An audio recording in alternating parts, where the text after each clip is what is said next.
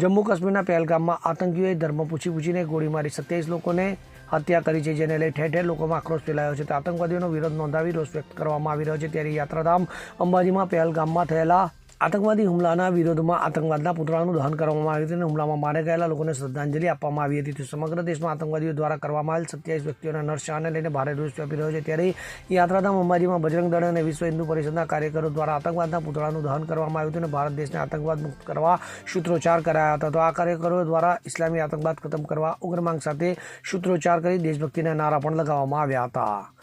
આજે વિશ્વ હિન્દુ પરિષદ અને બજરંગ દળ દ્વારા આજનો કાર્યક્રમ યોજવામાં આવ્યો છે કે જે કાશ્મીરના અંદર જે 27 હિન્દુઓના જે ધર્મ પૂછીને એમને મારવામાં આવ્યા છે, ખરેખર આ બહુ નિંદનીય બાબત છે અને ખરેખર સરકારે આનામાં કડક પગલાં લેવા જોઈએ. અને હું તો એવી માંગ કરું છું એક વીએચપી કાર્યકર્તા તરીકે કે કાશ્મીરને કેન્દ્ર શાસિત પ્રદેશ ઘોષિત કરી દેવો જોઈએ. ખરેખર જે પર્યટન સ્થળ જે કાશ્મીર છે ત્યાં હિન્દુ લોકો મોટા પ્રમાણમાં ફરવા જતા હોય છે અને ત્યાં આતંકવાદી જે લોકો ધર્મ પૂછીને આટલી બેરહેમીથી મારવામાં આવ્યા છે, ખરેખર આ બહુ સખત અમે એનો વિરોધ કરીએ છીએ. અને આવનારા સમયમાં જો સરકાર આમાં પગલાં નહીં લેશે તો અમે કડકમાં કડક વિરોધ પ્રદર્શન પણ કરીશું. અને આજે આ આતંકવાદી રૂપી જે હેવાન જે શૈતાનો છે એનો આજે અમે પુતળો દહન કરી રહ્યા છીએ.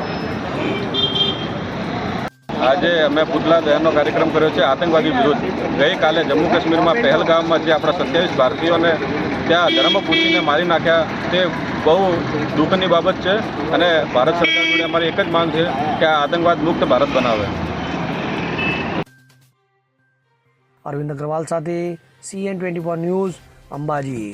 હવે જુઓ દેશ દુનિયાની તમામ ખબરો તમારી આંગળીના ટેરવે. ઉઠાવો મોબાઈલ અને Google Play Store પરથી ડાઉનલોડ કરો અમારી CN24 ન્યૂઝ મોબાઈલ એપ.